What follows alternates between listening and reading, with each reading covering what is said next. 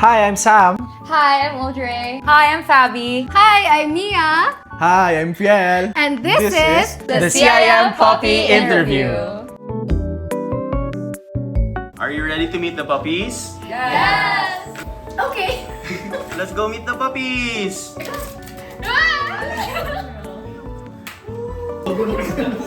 So excited.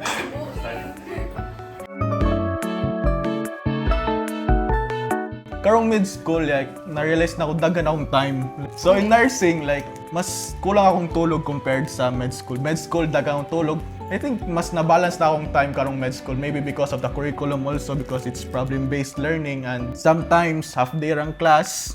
But remember lang na to use your time wisely. We're so used in high school and in college to really be in a classroom, like very traditional lectures, full day of classes, listening to a teacher. We were really dependent before on teachers, but now in med school, we know it's like an SGD type of learning. So we rely heavily on our friends or on our SGD group mates to teach us on certain topics. And I think that's a bit of a shocker for me because your SGD group is really your lifeline in med school.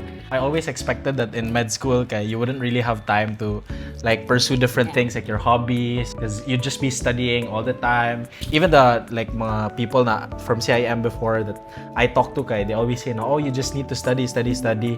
What I realized, med students have a lot of different hobbies, Jud. Like something to do outside of med school, like they go on flag football. Yeah, mga side quest ba. Yeah. So magsige sila ng flag football or run or like mga arts. They like baking.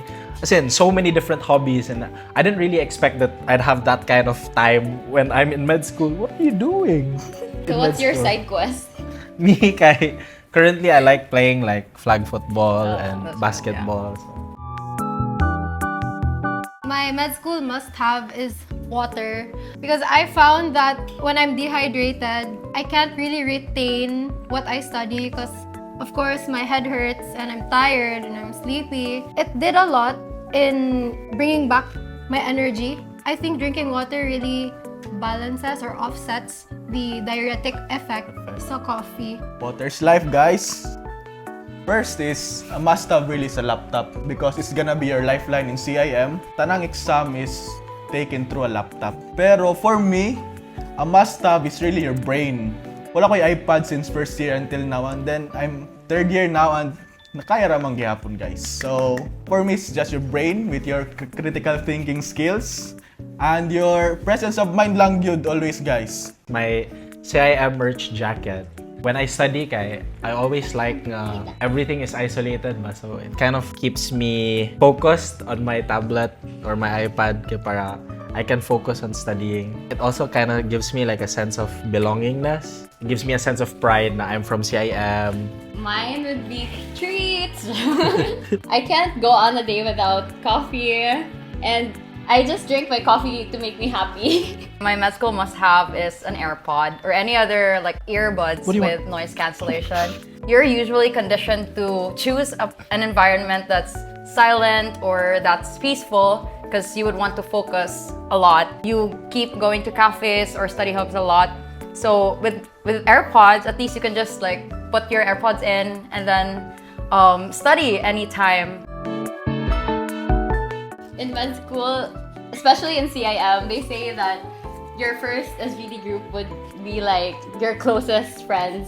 And so far, I've proven that to be true. My SGD group, I also wouldn't have made it through first year without them. My first SGD group, shout out to Group 9.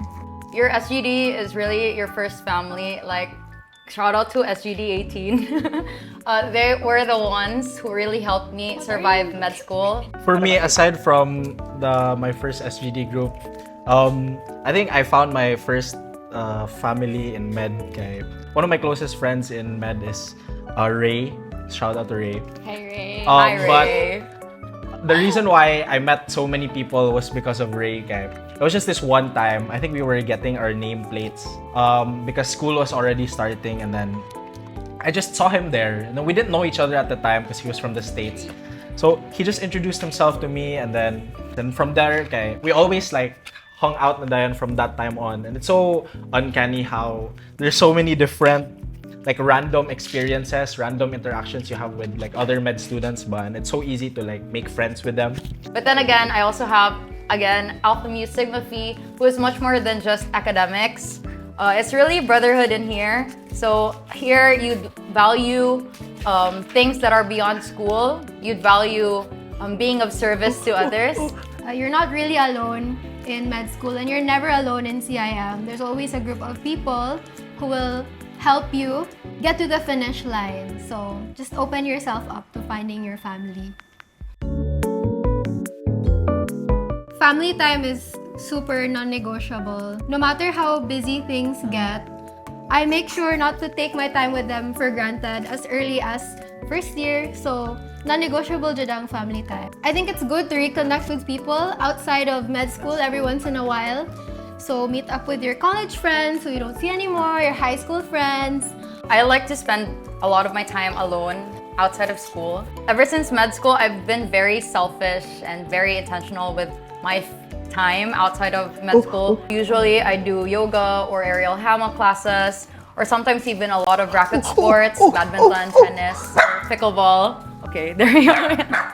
They're fighting again. So for me, kay, my life out of med school is you need to plan when you rest. Say for example, on this day I'd like to join mga soccer practices or flag football practices, or I really make sure na outside of medical school I'm doing something else because it helps me not always be like focused lang on medical school, so that it's also for my mental health. I'm the complete opposite from you, Sam, because I'm very sponty. So when I get a free time, I usually just spend it with my family and friends to bawi the time I wasn't able to spend with them while I was studying. My dad.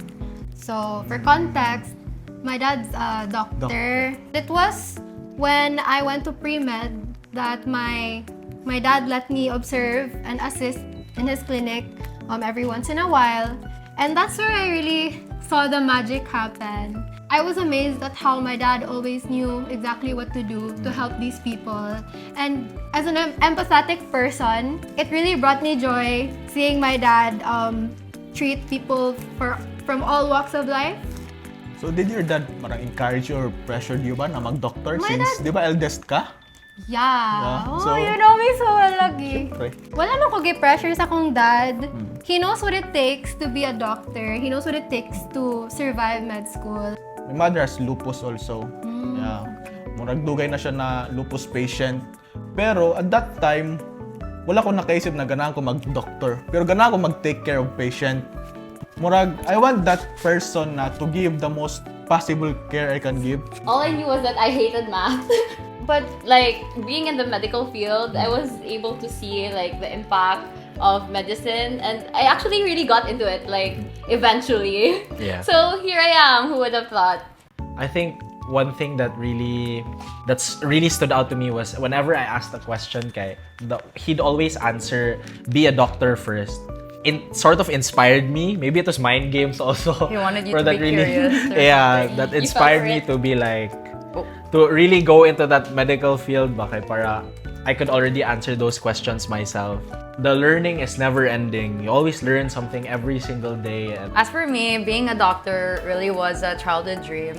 But I guess the interest, it sparked even more when my mom had cancer in 2019. During that year, I was really closely working with her, helping her manage her treatments, handling her medications. It allowed me to really see how it feels to be in the patient's side and how important it is to have very compassionate doctors or nurses working behind the scene. I would want to be that kind of physician in the future. Don't be afraid to sleep. You know, the med school aesthetic, stay up all night, just drink coffee. But it actually does you more good when you allow your brain to rest. Tinood yun to gingon ni Mia, like, learn when to give your 100% and learn when to rest. Lastly, med school will teach you humility. So the more things you learn, the more things that The more you realize that there are a lot of things you to don't learn. know. You don't know. Okay. be confident, and be curious. You're in med school for a reason. You're there for a purpose. Never let fear hinder your curiosity to learn everything there is to learn about medical school, because a lot of things are really, really interesting about the human body, and it teaches you not only about yourself but also about your community. Just show up. Sometimes you get so tired or burnt out, but what's important is you still show up at the end of the day. Progress isn't something you get in just 24 hours. You have to be patient, to be confident, and to be knowledgeable enough, because it really takes time. So I think that you really have to stick true to your whys and to your core as to why you're in med school in the first place. Because even though the world's falling apart, if you just stay true to your core, I think that's the anchor that would really help you push through in med school. So that was it for our CIM puppy interview. Welcome to CIM! Don't forget to check out our socials, CIM Alpha Mu Sigma Phi, on Facebook, Instagram, YouTube, and TikTok. See you around, freshies! Bye! I swear, I've gone through sleepless. Person na to give the most possible. Don't be afraid to